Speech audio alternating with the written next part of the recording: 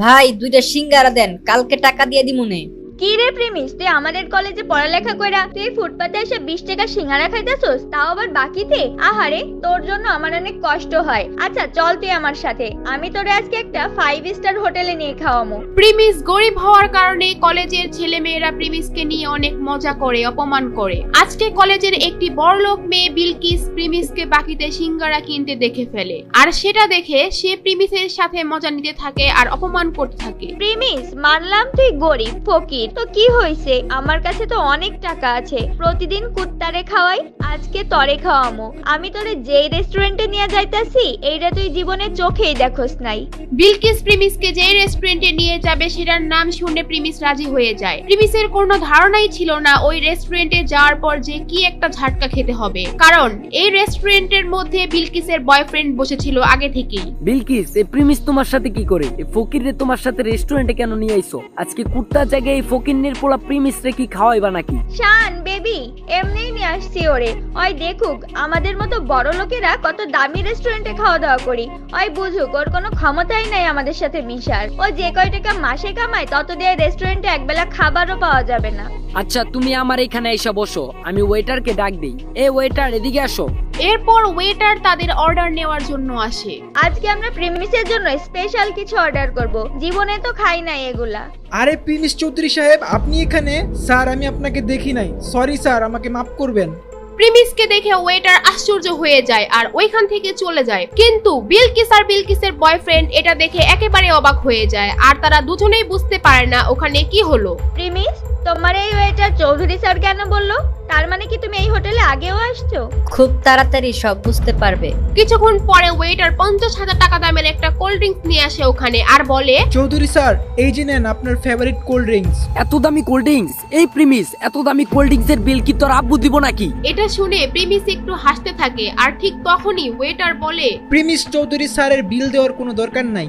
মানে কি? হোয়াট? 20 টাকার সিঙ্গারা বাকিতে খাওয়া প্রিমিসের কাছ থেকে 50,000 টাকার কোল্ড ড্রিঙ্কস এর টাকা ওয়েটার কেন নিচ্ছে না? ওয়েটার প্রিমিসকে চৌধুরী স্যার কেনই বা বলতেছে? কে এই প্রিমিস? জানতে চাইলে দিবস গেমিং এর ফুল ভিডিওটি দেখতে থাকুন। প্রিমিস খুব সাধারণ একটি ছেলে, সব সময় ময়লা সেলাই করা জামা কাপড় পরে কলেজে আসতো। প্রিমিস কলেজে পড়াশোনার পাশাপাশি একটি রেস্টুরেন্টে ফুড ডেলিভারির কাজ করে, সেখানে সে মাত্র 8,000 টাকার বেতন পায়। আর মজার ব্যাপার হলো, প্রিমিস যে কলেজে পড়ে সেখানে তার একটি গার্লফ্রেন্ডও ছিল, আর তার নাম হলো সুনাইরা। তো একদিন সন্ধ্যাবেলা যখন প্রিমিস তার ফুড ডেলিভারির কাজ শেষ করে বাসায় যাবে, ঠিক তখনই তাদের রেস্টুরেন্টে একটি অর্ডার আসে, আর তখন সেই রেস্টুরেন্টের ম্যানেজার প্রিমিসকে ডাকে এবং বলে, এই প্রিমিস দাঁড়াও, একটা খাবারের অর্ডার আসছে, এটা তুমি ডেলিভারি দিয়ে আসো। স্যার আমার তো ডিউটির টাইম শেষ, আর আমি এখন অনেক ক্লান্ত।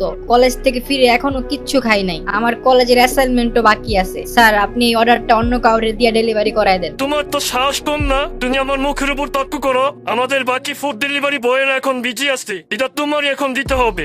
স্যার এখন আমার খুব দুর্বল লাগতেছে, না হলে আমি ডেলিভারিটা দিয়ে আসতাম, আর এই অবস্থায় সাইকেল চালা যেতে হয়তো আমি পারবো না। তোমাকে চাকরি দেওয়া আমার ভুল হয়েছে, কোনো কাজ দিলে তুমি এমন ফালতু অজলাত দেখাও, চাকরি থেকে বাদ দিলে তখন দেখা যাবে চাকরি কোথায় পাও। তুমি চালো আমার বাইকটা নিয়ে খাবারটা পৌঁছে দিয়ে আসো। আচ্ছা ঠিক আছে, আমি যাচ্ছি। প্রিমিস এই ক্ষুধার্ত শরীর নিয়েও খাবার ডেলিভারি দিতে রাজি হয়। যদিও তার কাজের সময় শেষ হয়ে গিয়েছে, তারপরেও ম্যানেজারের কথায় তার চাকরি হারানোর ভয়ে সে যেতে বাধ্য হয়। তাই সেই কথা চিন্তা করে রেস্টুরেন্ট থেকে খাবার নিয়ে বের হয় ডেলিভারি দেওয়ার জন্য। A few moments later. আরে কত সুন্দর বাইক! ইস, এরকম একটা বাইক যদি আমার থাকতো, এই বাইক দিয়ে সোনাইরাকে নিয়ে ঢাকা শহরের অলিতে গলিতে নিয়ে ওকে ঘুরতাম। সুনাইরা হচ্ছে প্রিমিসের গার্লফ্রেন্ড, আর সুনাইরা বাইক অনেক পছন্দ করে। প্রিমিস যেহেতু সুনাইরাকে অনেক ভালোবাসে, সে তার বেতনের টাকা থেকে যখনই কিছু টাকা বাঁচাতে পারে সুনাইরার জন্য গিফট কিনে নিয়ে আসে। প্রিমিস মনে করে সুনাইরা তার পাশে সারা জীবন থাকবে। সুনাইরা প্রিমিসকে অনেক ভালোবাসে, এটাও সে মনে করে। আর তারপর প্রিমিস ফুড ডেলিভারি দেওয়ার জন্য তার গন্তব্যে পৌঁছে যায়, আর সেটি ছিল একটি দামি হোটেল।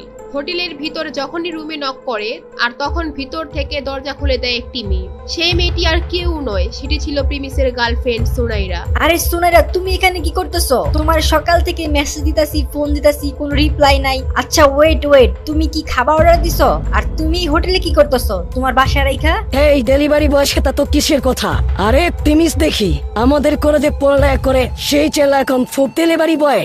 সুনাইরার সাথে এখন যাকে যাকে দেখছেন সে হচ্ছে রাসেল। প্রিমিসরা যেই কলেজে পড়তো সেই কলেজের ম্যানেজমেন্টের দায়িত্বে থাকা একজন বড় লোকের ছেলে। সেও ওই কলেজেই পড়ালেখা করে। সুনাইরা, তুমি এখানে কি করতেছো ওর সাথে? তুমি আমার মেসেজে রিপ্লাই দিচ্ছ না, ফোন ধরতেছো না, আর এখন তুমি এখানে বসে আছো ওর সাথে। সুনাইরার তখন আর কিছু লুকানোর থাকে না, তাই সুনাইরা বলে, তোর সাথে আমার ব্রেকআপ। তোর মতো ফকুন্নি ছেলেদের সাথে ওদিন রিলেশন করছি, এটা তোর ভাগ্য। তোর তো একটা বাইক কেনার সামর্থ্য নাই, আমাকে কোথাও ঘুরতে নিয়ে যাস না। তোর মতো ফকিনের পোলার সাথে কে রিলেশন রাখবে রে? প্রিমিস সুনাইরার কথা শুনে যেন তার মাথায় আকাশ ভেঙে পড়লো। প্রিমিস সুনাইরাকে নিয়ে এত স্বপ্ন দেখতো, আর সেই সুনাইরা তার সাথে এই কাজ করলো। প্রিমিস একদম নীরব হয়ে ওইখান থেকে চলে আসতে থাকে। সারাদিন না খাওয়া, তার মধ্যে এত বড় ধাক্কা, সে একদম ভেঙে পড়ে। আর ঠিক তখনই কাহিনীতে আসে নতুন টুইস্ট। তার ফোনে একটি মেসেজ আসে, আর সেখানে লেখা থাকে প্রিমিস চৌধুরী আজকে থেকে তার অভাবী জীবন থেকে মুক্ত, আর তার ব্যাংক অ্যাকাউন্টে 500 কোটি টাকা অ্যাড হয়েছে, এবং সে তার পরিবারের গরিবী পরীক্ষায় পাশ করেছে। আপনারা হয়তো ভাবছেন এটা আবার কিসের পরীক্ষা। চৌধুরী ইন্ডাস্ট্রির একমাত্র ছেলে ছিল প্রিমিস। তাদের চৌধুরী পরিবারের একটা নিয়ম ছিল, তাদের পরিবারের ছেলেদের তারা ছোটবেলা থেকেই সমস্ত সম্পত্তি ও টাকা পয়সা থেকে বঞ্চিত করে দেয় এবং গরিব অবস্থায় ছেড়ে দেয়। একটা সময় গিয়ে যখন তাদের 21 বছর বয়স পূরণ হয়, তখন তারা তাদের সমস্ত সম্পত্তি ফিরে পায়। আর সেই দিনটি ছিল আজকে। কি হবে এখন? কি করবে এখন প্রিমিস? কি হতে যাচ্ছে প্রিমিসের সাথে? এগুলো জানতে চাইলে ইউটিউব চ্যানেল সাবস্ক্রাইব করে নোটিফিকেশন বাটন বাজায় রাখেন, কারণ আগামী পর্ব এখানেই পেয়ে যাবেন।